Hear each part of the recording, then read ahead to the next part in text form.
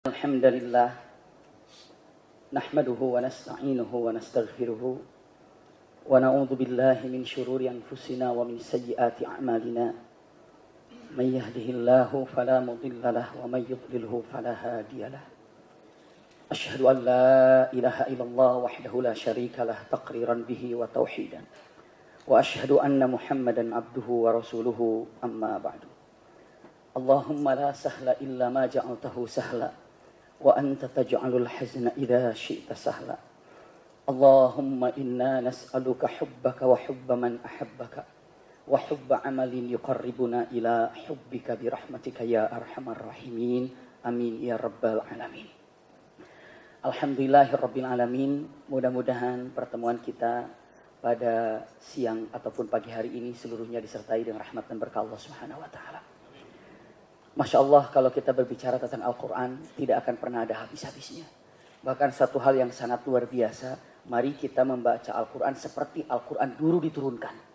Itu kata-kata yang sangat luar biasa. Kalau ada yang mengatakan mari kita membaca Al-Quran seperti Al-Quran saat dulu diturunkan, Masya Allah, berarti menunjukkan kalau Al-Quran ini dari awal sampai hari ini tidak ada perubahan. Tidak ada perubahan.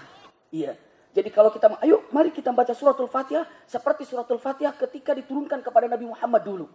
Mari kita membaca suratul Falaq seperti dulu suratul Falaq diturunkan kepada Nabi Muhammad.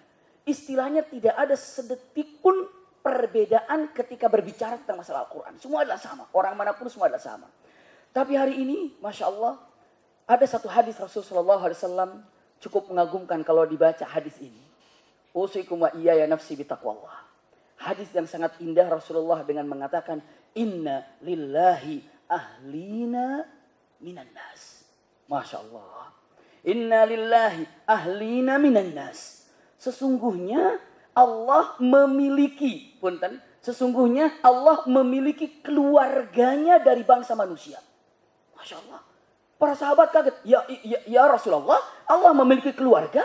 Ya Rasulullah, Allah memiliki keluarga? Karena hadisnya jelas sekali. Inna lillahi ahlina minan nas. Sesungguhnya Allah memiliki keluarga dari bangsa manusia. Masya Allah. Lalu para sahabat bertanya, man hum ya Rasulullah? Siapa mereka ya Rasulullah yang dijadikan sebagai keluarga Allah ini? Rasulullah menjawab, hum. Masya Allah. Ahlul Quran wa khasatu.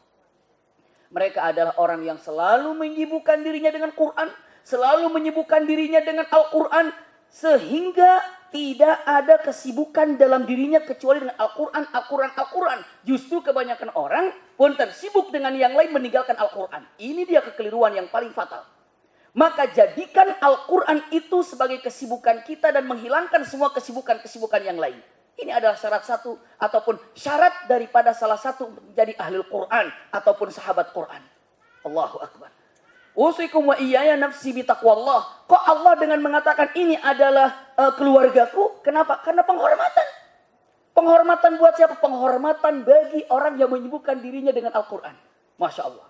Usikum wa iyaya nafsi bitaqwallah. Bukankah di bumi ini juga ada Baitullah? Baitullah itu artinya apa? Rumah Allah. Penghormatan. Ini rumah Allah. Kenapa penghormatan? Di situ ada tempat beribadah kepada Allah. Bukankah ada yang namanya Habibullah, kekasih Allah? Bukankah ada yang namanya Zabihullah? Bukankah ada yang namanya Kalimullah? Masya Allah, ketika dikaitkan dengan Allah, Allah berarti ini adalah penghormatan yang tinggi. Ini dikatakan ahlullah. Masya Allah, ini adalah keluarga Allah. Siapa? Dengan ahlul Quran. Jadi kalau ingin menjadi keluarga Allah Subhanahu wa ta'ala, Quran. Usikum wa iyaya nafsi bitaqwallah. Jangan sampai sekali-kali kita termasuk daripada orang-orang yang hijrah daripada Al-Quran. Ahlul Quran, ahlullah wa khasatuh. Apa artinya khasatuh?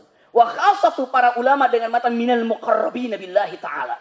Yang paling dekat dengan Allah Subhanahu wa ta'ala adalah ahlul Quran. Usikum wa iyaya nafsi bitaqwallah. Lihat, tubuh ini terdiri daripada jasad dan ruh. Jasad ini berawal bagaimanapun min nutfah. Iya. Ataupun jasad ini awal mulanya usikum wa iyaya nafsi bitaqwallah itu adalah dari setetes air mani. Dan setetes air mani itu adalah saripati dari makanan yang ada. Akhirnya apa yang terjadi? Jadilah kita. Maka di antara kita kalau ingin sehat jasmaninya, ya, lihat berasal dari apa? ternyata kita berawal daripada tanah, maka kita hidup di atas tanah, dan kita pun mengkonsumsi yang mana makanan-makanan kita berawal daripada unsur tanah. Ingin sehat tubuhnya, makanan yang berawal dari tanah, ataupun makanan-makanan sehat yang dari tanah. Itu adalah jasad. Yang kedua, ruh. Kalau ruh ini datang dari Allah, maka makanannya pun langsung dari Allah. Apa makanannya? Al-Quran. Al-Quran. Ingin sehat, Al-Quran. Karena ini makanan ruh. Ingin sehat, lihat makanan yang harus kita makan. Tidak ada makanan yang kita makan kecuali semuanya berunsurkan apa? Tanah. Coba apa? Apa yang kita makan, apa yang kita minum yang tidak berawal daripada tanah. Semua berawal dari tanah, dari tanah, dari tanah. Masya Allah. Semua berawal dari tanah. Ingin sehat jasmani, perhatikan makanannya. Apa? Nih, tumbuh dari tanah. Karena Anda berawal dari tanah. Ruh bukan dari tanah, tapi ruh datang dari Allah. Maka makanannya dari mana? Allah apa? Al-Quran. Ingin sehat? Al-Quran. Ingin sehat? Al-Quran. Kalau seandainya menjauhkan diri daripada Al-Quran, sakit ruhnya. Pasti itu. Usikum wa iyaya nafsi bitaqwallah. Suratul Isra. Atau dikatakan dalam Isra al-Mi'raj. Surat apa yang sering dikatakan? Surah Al-Isra. Ataupun surah Bani Israel. Atau kalimat yang sering. Subhanalladzi asra bi'abdihi laylam minal masjidil harami ilal masjidil aqsa alladzi barakna haulahu. Ini adalah peristiwa tentang Isra Mi'raj. Tapi punten, berbicara di dalamnya hanya berbicara tentang satu ayat Isra Mi'raj. Satu ayat tentang masalah sholat 5 waktu. Lalu setelah itu berbicara tentang tahajud. Tapi intinya, punten, tolong perhatikan. Tolong lihat dan tolong buktikan. Semua yang ada dalam suratul Isra berbicara tentang Alkitab. Imma Taurat, imma Injil, bahkan Al-Quran. Kok cerita sholat? Malah Al-Quran, hakikatnya sholat itu mengabadikan Al-Quran. Bukankah tidak sah sholatnya tanpa dengan membaca Al-Quran? Masya Allah. Coba dengan mengatakan hadis Rasulullah SAW tegas sekali. La sholata liman lam yaqra' bi Fatihatil Kitab. Tidak ada sholat kalau dia tidak membaca apa? Fatihatil Kitab. Maknanya apa? Al-Quran yang mana di situ ada suratul Fatihah.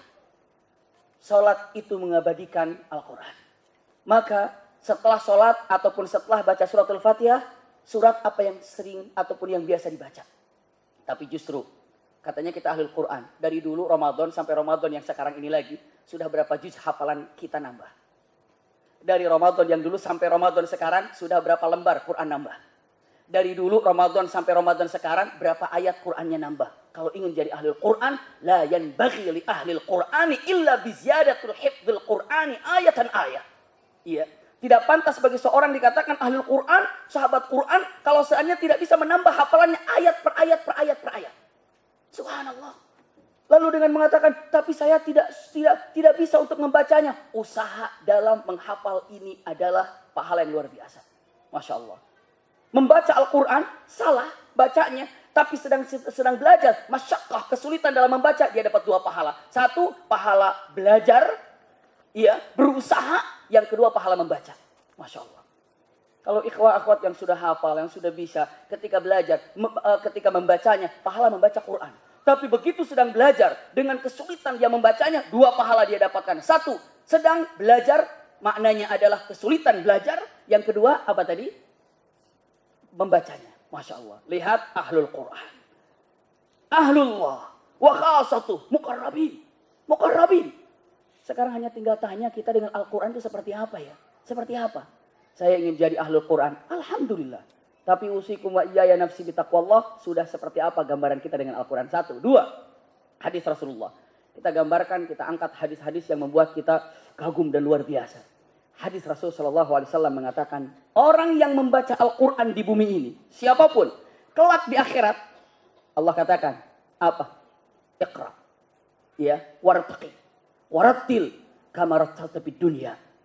Inna, sesungguhnya mauqifuk, keadaanmu nanti akan berhenti di singkatan sorga di mana bacaan Quran berhenti di dunia. Subhanallah. Sampai Siti Aisyah mengatakan dengan tegas, Siti Aisyah mengatakan tingkatan sorga itu sesuai dengan jumlah ayat yang ada dalam Al-Quran. Semakin ayat dibaca oleh diri kita, maka semakin tinggi Al-Quran yang ada. Tapi semakin ditinggalkan Al-Quran, maka semakin ambles tingkatan sorganya. Na'udzubillah. Tolong simak dan simpan baik-baik. Dengan syahadat, ibu bapak bisa menjadi ahli sorga. Dengan baca Quran, menentukan tingkatan sorga di mana. Ulangi lagi, siap. Bagus untuk status BB-nya ini. Atau status FB-nya. Atau status WhatsApp-nya. Saya sampaikan, ya. Dengan 2 kalimat syahadat memasukkan kita menjadi ahli sorga. Dengan bacaan Quran menunjukkan di mana tingkatan sorga kita. Sekarang jangan puas untuk menjadi ahli sorga. Oh, saya sudah puas untuk menjadi ahli sorga. Saya sudah puas untuk menjadi ahli sorga. Tingkatnya di mana? Tingkatannya di mana? Tingkatnya di mana? Ayo kita lihat tingkatan saya di mana. Yo, nanti yang paling tinggi derajatnya di sorga adalah yang paling tinggi, yang paling banyak bacaannya. Punten, ada hadis Hasan. Hadis Hasan luar biasa, indah sekali bacaannya. Dan indah sekali kalau untuk dibaca kamakal dengan mengatakan kata-katanya Al-Qari'il Quran wa hafidhul Quran. Subhanallah, lihat, balagha manzilu, dia akan sampai tempatnya ala maqamil anbiya. Tempatnya sama kelak di akhirat bersama para nabi. Subhanallah, kita tempat bersama para nabi. Maksudnya kita ini karena kita berharap pada Allah Subhanahu wa taala. Iya. Jadi orang pembaca Quran, orang yang menghafal Quran, tingkatannya kelak di akhirat akan bersama dengan para nabi. Illa annahu lam yu'tal wahyi, kecuali tapi dia tidak diberikan wahyu. Perbedaan orang yang membaca Al-Quran banyak, ya, sehingga nanti derajatnya bersama dengan para nabi. Dengan para nabi itu sendiri, bedanya hanya satu. Nabi diberikan wahyu, sementara ahlul Quran tidak diberikan wahyu. Tapi tempatnya sama. Jika ikhwah, akhwat, ayahanda, bunda ingin mendapatkan gelar pas dengan para nabi, nantinya derajatnya ahlul Quran. Masya Allah. Ini dia ya Rabb. Ternyata ya, kita ini kalau ahlul Quran disebutkannya ahlullah, keluarga Allah. Ternyata bukan sekedar ahlullah saja ya. Ternyata apalagi usikum wa iyaya nafsi bitaqwallah. Satu ayat, satu tingkatan derajat lebih tinggi. Ternyata bukan itu lagi ya. Ternyata apa? Derajat yang paling tinggi, maqamul anbiya. Padahal dia tidak mendapatkan apa tadi? Wahyu. Coba. Sekarang sudah seperti ini, apa yang kita rasakan dalam hati ini untuk mendapatkan gelar Al-Quran ini? Apa yang sedang kita bawa Al-Quran ini? Bahkan berapa banyak punten umat mukminin mukminat, umat mukminin mukminat. Usikum wa iyaya nafsi bitaqwallah, hanya sekedar untuk pengetahuan saja. Tolong pegang. Ini hanya sekedar pengetahuan saja, ya, untuk sebagai introspeksi diri kita. Quran suratul Fatihah, suratul Nas, awal sampai akhir. Kalau ditanya, surat yang terpendek dalam Al-Quran surat apa? Surat panjang dulu lah. Yang terpanjang surat apa dalam Al-Quran? Wah, hafal semua suratul Baqarah. Namanya Al-Baqarah. Surat terpendek surat apa? Surat pendek. Wah, ulama di sini beda pendapat. Surat terpendek surat apa? Al-Kautsar. Al-Kautsar, surat terpendek suratul Kautsar. Hafal suratul Kautsar? Hafal. Enggak hafal enggak boleh pulang dari sini. Kunci nanti. Saya minta sama Ustaz Fatih nanti tutup, walaupun beliau sang pembuka gitu, karena Al-Fatih gitu, membuka semua jalan-jalan, Masya Allah. Ismun ala musamma. Begitu datang saya atau beliau ketemu di rumah, namanya saja sampai mobil yang mau dinaikin orang dibukain sama beliau. Subah saya bilang, hebat nih, namanya sesuai dengan apa? Dengan apa yang ada. Jadi begitu naik mobil datang gitu kan teman-teman dibuka satu-satu pintunya. Memang namanya, nama sesuai dengan gerakannya. Subhanallah. Mudah-mudahan dengan membuka apa? Membuka keajaiban pintu keberhasilan untuk menjadi ahli Quran.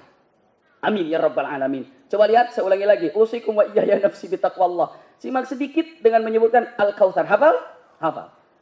Hafal surat terpendek Al-Kautsar. Hafal suratnya? Hafal. Ayo kita sama-sama. Misalnya, inna a'tayna, a'udzubillahi minasyaitonir rajim. Inna a'tainakal kautsar fasholli li rabbika wanhar. Inna syani'aka huwal abtar. Begitu dikatakan abtar.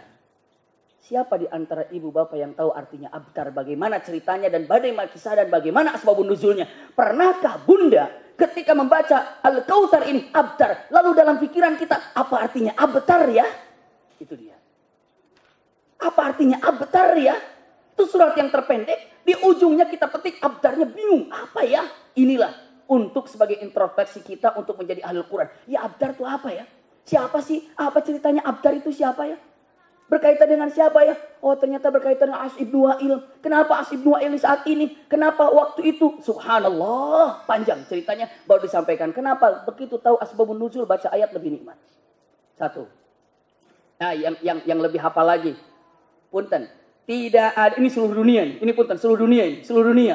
Rata-rata surah yang pertama kali dihafal oleh anak-anak surat apa? Al-Ikhlas, benar.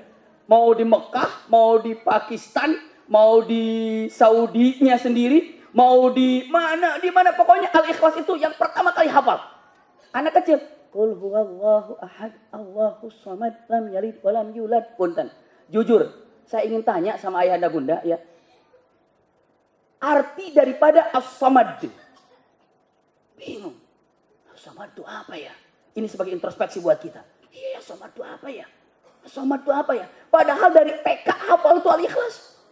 Tapi begitu ditanya as-samad, ntar saya googling dulu. Subhanallah. Iya, apa nih artinya as-samad? Maka punten-punten, mulai saat ini kita ini sudah mulai naik lagi dari hafalan untuk apa? Memahami sedikit demi sedikit. Sedikit demi sedikit. Orang mukmin tidak pantas kalau hidupnya tanpa membawa Al-Quran. Persis seperti orang mukmin tidak pantas kecuali makan. Makanan jasmani, oh kita paham. Tapi makan untuk rohaninya, tadi saya sampaikan apa? Al-Quran. Lihat ayahanda bunda, kata-katanya sangat indah sekali. Kita melihat langit itu gelap. Tapi begitu melihat bintang yang bertebaran di langit itu indah sekali. Indahnya langit di malam hari karena bintang yang bertaburan. Sepakat itu. Ayahanda bunda, ada nggak yang lihat benci banget saya lihat bintang jelek. Ada yang begitu? Justru kalau melihat bintang bagaimana coba? Lihat tuh. Ya indah banget ini bintang, Masya Allah. Itu bintang apa? Itu bintang apa? Begitu ada meteor, ayo doa, mustajab. Itu sudah tahayul lagi. Subhanallah. Tapi yang jelas dengan mengatakan bintang itu luar biasa, indah sekali. Lihat, indahnya langit di malam hari karena bintang. Karena percaya. Ikhwah akhwat tahu. Sesungguhnya bumi ini dilihat dari atas, gelap indahnya bumi karena orang-orang ahli Al-Quran. Semakin banyak ahli Al-Quran, semakin terang bumi ini nampak dari atas. Itulah yang disebut dengan Lailatul Qadar. Para malaikat melihat ke bawah. Tanazzalul malaikatu warruhu fiha bi'izni rabbihim min kulli amrin salamun. Hiya hatta matla'il fajr. Itu melihat bintang-bintang yang indah. Subhanallah, bintang-bintang ini. Siapa? Qari'ul Quran, hafidul Quran, alimul Quran. Allahu Akbar. Jadi kalau seandainya saya tanya nih punten, kira-kira Allah ngelihat kita ini berapa watt kita ini? Malaikat ngelihat kita itu berapa watt kira-kira? Apa melempem gitu? Apa redup-redup gitu? Subhanallah. Coba kalau kita lihat bintang seperti apa? Ya Rabb, tapi saya nggak bisa. Satu huruf alif, ba, ta, za. Taqarrub kepada Allah ingin belajar, indah sekali. Ini sudah ada metode luar biasa. Kalau tidak digunakan, sangat sayang sekali metode yang seperti ini. Harus rame-rame. Bahkan siapapun yang menginformasikan kepada siapapun tentang metode ini, pahalanya dapat. Masya Allah, iya. Pahalanya dapat. Ada kajian ini, tolong, ikut siapa yang ikut. Cuma modal begitu saja. 5 orang bisa hafal Quran, 5 orang bisa baca Quran, ibu bapak dapat pahalanya. Kenapa? Karena ibu menunjukkan orang ini untuk belajar Al-Quran. Man dalla ala khairin falahu ajru ka ajri fa'ilihi. Masya Allah. Ini dia. Kalau ada yang baik-baik itu, kalau berhenti saja di sini, rugi. Yang baik-baik sebarkan. Sekarang musim media, udah sebarkan. Ada sekarang metode ini semuanya. Masya Allah, indah sekali. Selanjutnya, saya lanjutkan lagi. Ya, dalam waktu yang sangat singkat ini, ternyata ini tadi Al-Quran sudah disampaikan. Ada satu hal yang sangat-sangat untuk diketahui oleh kita juga. Al-Quran ini, kalau memang kita ingin tahu, tadi sudah digambarkan. Menghafal, membaca, menghafal, memahami. Tadi kan, Masya Allah, beberapa poin. Insya Allah, jangan dilupakan apa yang disampaikan tadi. Oleh para, Masya Allah, istilahnya apa? Kalau saya bilang mungkin para da'iyah. Iya, da'iyah itu bukan berarti harus sudah sekolah di mana, tidak. Waktu kita di Rawamangun itu mau beli bensin, pas adzan zuhur. Tadinya kita mau isi bensin terus lanjut. Rencana sholatnya di Cinere aja, keburu kok nggak macet. Tapi begitu berhenti di Rawamangun itu, di bawah jembatan itu ada di sampingnya. Itu tukang pom bensinnya bilang gini, subhanallah indah sekali. Begitu datang, tiba-tiba dia mengatakan, dibuka, setelah itu, Pak, ini kalau mau sholat duhur itu musolanya jadi nggak enak mau balik juga. Akhirnya, oh iya terima kasih, aja saya sholat juga di situ. Padahal tadi niatnya mau sholat di mana? Apakah dia da'i? Da'i. Menyampaikan pengalamannya berhijab, situasi yang ada. Usikum wa iyaya nafsi bitaqwallah. Inna ma'al usri yusra. Tolong pahami sedikit ini. Untuk inna ma'al usri yusra. Kesempitan Anda hidup di dunia, hakikatnya lapangnya pintu menuju surga. Masya Allah. Oh ini ketika berjilbab, kok ini jadi susah. Ketika berjilbab, oh ini lebih susah. Sulit. Punten. Ketika berjilbab, misalnya akhwat ataupun akhwat khususnya, ketika berjilbab ternyata mulai terhimpit. Innamal usri di sini yusra. Apa yang yusra di sini? Pintu surga terbentang. Makanya kalau innamal usri yusra bukan kemudahan di dunia saja. Anda mendapatkan kesulitan di dunia. Hakikatnya kemudahan pintu surga untuk nanti di Allah. Siapapun yang sulit mencari ridho Allah di muka bumi ini karena kesulitannya, hakikatnya kemudahan menuju pintu surga. Siapapun yang mudah melakukan maksiat di dunia, hakikatnya dia sangat susah menuju ridho Allah Subhanahu wa taala. Ikhtitam yang ingin saya sampaikan. Iya, mudah-mudahan bisa dipahami. Walaupun terlalu cepat mungkin saya bicara, nggak apa-apa. Tapi kalau di sini rata-rata S3 cepat semuanya bicaranya, nggak apa-apa. Iya, bismillah, iya. Karena bengongnya lain gitu, bengongnya gini. Kadang-kadang ngeliat nih, si Abi ngomong apa dari tadi nih. Apalagi yang belum makan sarapan karena dulu-duluan dari sini nih. Ngeliat saya tuh, ini kayak bakar ayam, kayaknya enak banget. Kalau udah lapar banget ya. Lihat. Usikum wa iyaya nafsi bittaqwallah. Singkat. Al-Quran, iya. Kalau dikatakan ini ahlul Quran, usikum wa iyaya nafsi bittaqwallah. Tolong pegang. Quran yasfa, yarfa, yanfa. Pegang ini, jangan dilupakan ya. Al-Quran yasfa, yarfa, yanfa. Ini adalah kalimat yang disampaikan para alim ulama. Quran itu yasfa, tadi digambarkan. Memberikan syafaat. Syafaat itu pertolongan. Misalnya begini, terlalu panjang. Ya namun syafaat itu sudah tahu namanya rekomendasi lah. Pertolongan itu namanya syafaat. Yasfa memberikan syafaat. Syafaat itu pertolongan. Contoh-contoh. Misalnya ada teman saya mau masuk kemari. Ataupun mau datang kemari. Nggak bisa masuk. Ini kenapa nggak bisa masuk? Nggak bisa masuk. Akhirnya punten. Hubungi panitia. Setelah itu apa? Yang tadinya tidak boleh masuk. Dihubungi Ustadz Fatih dengan mengatakan. Ustadz itu ada teman saya di sana. Akhirnya dipanggil. Oh sila masuk. Jadi masuk. Tadinya nggak boleh masuk. Sekarang boleh masuk. Bahasanya teman saya mendapatkan syafaat.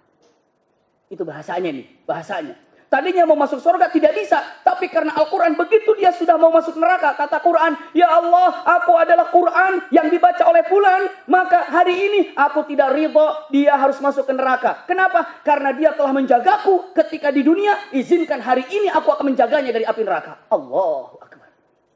Allahu Akbar. Ini bunda punten. Aurat yang bunda tutup sekarang ini. Satu lembarnya akan bicara di hadapan Allah Subhanahu wa ta'ala. Umar bin Khattab.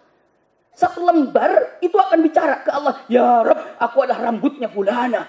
Iya, selama di dunia aku ditutupinya.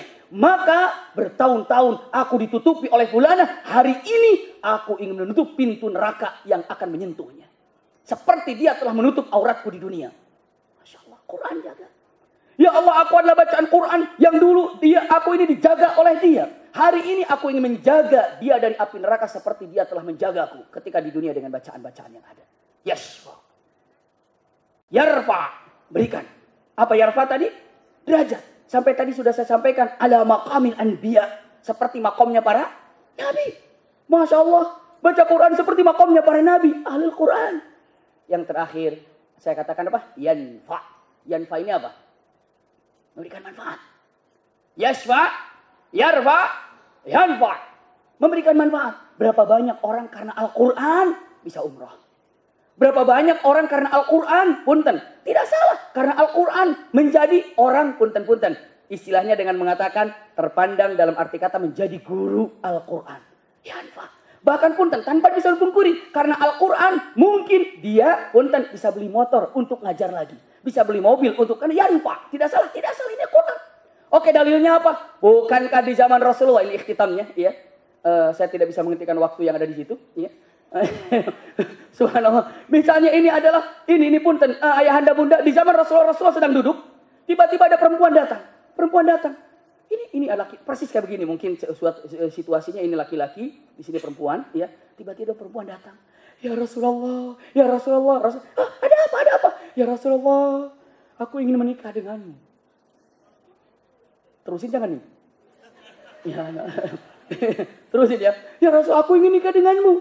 Seandainya Rasulullah katakan, oke, siap, jadi. Karena an-nabiyyu aula bil mu'minin. Iya. Jadi nabi itu lebih tinggi derajatnya daripada walinya itu sendiri, perempuan itu sendiri. Tapi Rasulullah, khusus buat Rasul, khusus. Buat tidak siapa-siapa. Mentang tiba-tiba nanti ada ustadz, ada kiai, nikahi saya. Oke, jadi enggak. Kalau nabi oke. Kalau ustadz tidak, Kalau ulama tidak untuk Nabi, iya, karena Nabi aula. Nabi ini lebih aula, lebih tinggi derajatnya daripada walinya si perempuan tadi. Iya, subhanallah. Dilanjutkan dengan mengatakan an-nabiyyu aula bil mu'minin. Aula bil mu'minin. Punten, saya lanjutkan. Tiba-tiba Rasulullah mengatakan tidak mengokehkannya dan tidak menolaknya dengan singkat saja. Oh, diam Rasulullah. Silakan duduk. Masya Allah. Dan perempuan juga ya nggak sakit hati. Oh ya ditolak ya. Biasa. Turun. Biasa lagi punten. Iya, istilahnya ditolak ya sudah nasibnya. Setelah itu apa? Tiba-tiba datang laki-laki. Seorang laki-laki. Assalamualaikum ya Rasulullah. Waalaikumsalam. Ada apa? Tadi perempuan minta dinikahi ya Rasulullah. Iya. Terus saya tidak. Laki-laki, nikahkan dengan saya aja ya Rasulullah. Hadisnya sahih. Rasul kata baik. Mana tadi perempuan yang tadi ke depan mau nikah? Oh, saya Rasulullah. Ini aku nikahkan dengan fulan ya.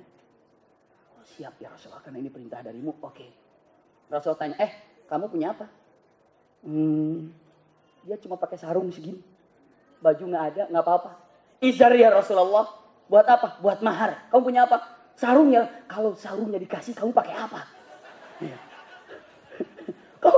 Kalau sarung dikasih, kamu pakai apa? Ya, tapi saya nggak punya apa-apa ya Rasulullah. Ya nggak jadi kalau gitu.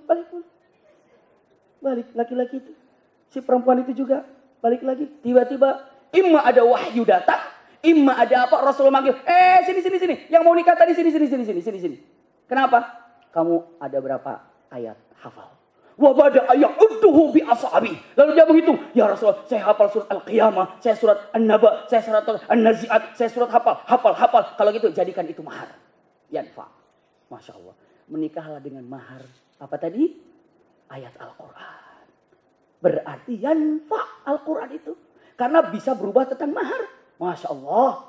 Bisa dipahami ya Anda Bunda ya. Jadi Al-Quran tolong penggang. Yasfa, yarfa, yanfa. Ini disampaikan para alim ulama. Mudah-mudahan satu huruf yang kita baca, satu ayat yang kita baca, mengangkat derajat kita di hadapan Allah Subhanahu wa Ta'ala. Ini saja ayahanda bunda yang bisa saya sampaikan. Insya Allah ada manfaatnya. Semoga kita seluruhnya diberkahi Allah Subhanahu wa Ta'ala. Dan semoga kita yang hadir di majelis ini benar-benar dilihat oleh Allah dan para malaikatnya seperti bintang yang sedang bertaburan tapi di bumi ini. Masya Allah, lihat wajahnya sudah wajah Quran semuanya. Kotak-kotak semua, Masya Allah. Iya, maksudnya apa? Ya, wajah Quran yang luar biasa indahnya. Semoga Quran ini menjadi hiasan dalam langkah hidup kita, nafas kita, gerak keputusan kita. Karena tidak akan pernah ada orang yang selamat hidup di dunia ini kecuali dekat dengan Al-Quran. Jazakumullah khair ala husni istimaikum. Lakum minni al-hubbu wa du'a. Wassalamualaikum warahmatullahi wabarakatuh. Aplikasi Android Saling Sapa sudah tersedia di Play Store.